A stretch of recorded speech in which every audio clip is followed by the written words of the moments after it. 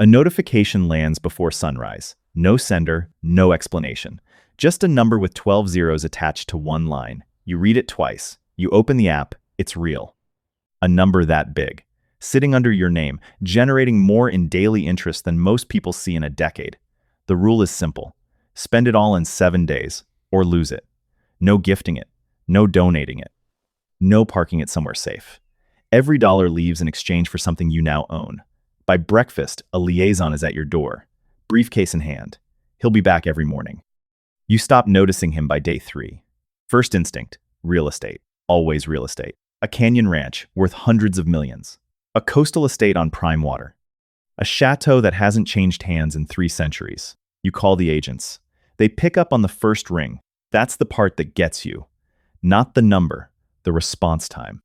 By noon, you've closed on dozens of properties across a dozen countries. By the last signature, you can't remember what the first one looked like. The desensitization takes about 6 hours. Then, the watches. Private sales teams moving pieces that never see a public auction. By midday, you own more high-complication timepieces than most museums hold. They're in a vault. You haven't asked which one. The cars come next. Every unit of a limited hypercar edition, gone. One car, $18 million, done in 11 minutes. An entire annual production run of another manufacturer's flagship. By the end of day 1, you own more rare performance vehicles than any private collection in history. Jewelry, vintage wine, aged spirits, categories you didn't know existed that morning. Private jets next. Every available long-range aircraft, pulled simultaneously from 4 cities. Gone by mid-morning. You now own more planes than the biggest charter fleets combined. You note it. You move on. Superyachts follow. 40 some of them, docked across 3 coastlines. Combined crew requirement. In the thousands. You've become a maritime employer overnight. That's a problem for next week. End of day 2. A meaningful chunk spent. The interest earned while you signed paperwork outpaces it. 2 full days. Less than 3% of the balance moved. You stop buying what people want. You start buying what the world runs on. Farmland. Grain belt acreage that trades like a financial asset, closes in cash, closes fast. By afternoon, you're the effective owner of farmland the size of a small country. Water rights follow. Entire agricultural operations now depend on how your estate chooses to run things. Gold next. You tell the desk you want a serious chunk of physical bars. The line goes quiet. Then, that's a real percentage of annual global output. You tell them to proceed. The price moves the moment your order executes. Every person on Earth who already owns gold just got a little richer because of your afternoon. Art. A private viewing, not an auction. Dozens of major works. No visible prices until you ask. You buy most of them, not for importance. Your advisor tells you which ones clear fastest. You're not collecting anymore. You're clearing inventory. Then every private island on the market. An empty rock signed with the same pen, same speed, as a resort with its own airstrip. Tens of millions apart in price. Identical signature. Someone runs the numbers on staffing. Thousands of people needed just to keep the properties running. Crew the yachts, keep the lights on. You don't have thousands of people. You don't have any. That's a problem that costs money to fix, which technically helps. Someone starts hiring. End of day 4. A real dent made. Most of it still sitting there. The gap isn't closing.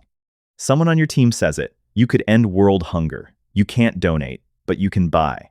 The handful of companies moving most of the world's grain. You make offers on all of them at once. Fertilizer producers next. Seed patent holders too. Within 2 days, on paper, you control most of what the planet eats. Then, you try to move it. You own the grain. You don't own the trucks. The roads. The ports. Backlogs stretch into months. Your name shows up on a filing. A port goes under national security review. Same result, different country. World hunger was never about the food. It's about roads that work, governments that function, supply chains. Nobody's actively blowing up. None of that has a price tag. None of it closes in a week. The grain sits in silos. End of day 5. You try to buy a country. A nation carrying enormous debt, restructured so many times the paperwork fills rooms. You offer full debt clearance for special economic authority over one major port. The government wants the deal. Of course it does. International finance calls within hours. Diplomats within a few more, not to negotiate, to make clear it's not happening. Money buys a government's attention. It doesn't buy sovereignty. Sovereignty was never one government's to sell alone. Other nations get a vote.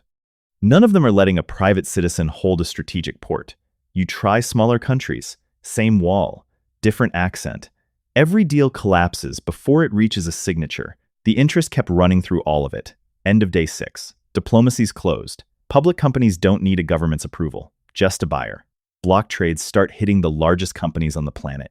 Biggest first, working down. Not a formal takeover, just raw speed. Buying enough in one sitting to force majority ownership before any board can meet. Normal rules require weeks of filing for something like this. You don't have weeks, you have hours. So you skip the filing. The first big chunk moves clean.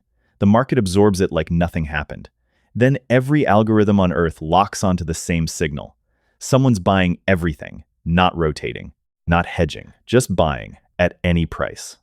The index jumps, then jumps again. You're not buying shares anymore. You're becoming the price. Every purchase costs more than the last because your own buying is the news now. You spend more and get less than you would have an hour earlier. The math runs backward.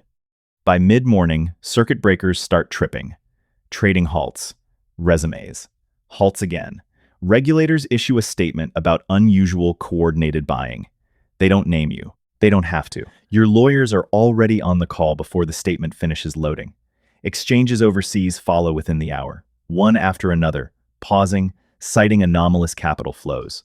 You've triggered halts on multiple continents before noon on the last day. They can't freeze your money. They can freeze the venues where it moves. That distinction matters. Every exchange you haven't reached yet goes into a preemptive pause. Regulators on 6 continents end up on the same call. The word they keep using is systemic, not illegal. Systemic. You're a weather event. They're closing the airports. By the time trading resumes, with emergency caps hastily written in, you've moved a huge chunk into equity positions across hundreds of companies, controlling stakes in over a dozen of the largest corporations on Earth. The combined value, inflated by your own buying, technically exceeds what you started with. The number means nothing. You can't sell without collapsing the price you created. End of day 7. Markets are closed. The interest never stopped. A small fraction of the original balance still sitting there, untouched, still earning. You ran out of open markets before you ran out of money. You didn't fail from lack of ideas. You failed because the world couldn't sell to you fast enough. Physical goods with instant ownership transfer capped out early. Everything past that either takes time you don't have, isn't private property to begin with, or moves in price so fast the moment you touch it that the purchase defeats itself. The richest people alive don't spend their money because the world runs out of places to put it long before the money runs out. And what can't be spent just keeps earning while they sleep. The earning outruns the spending. Every time.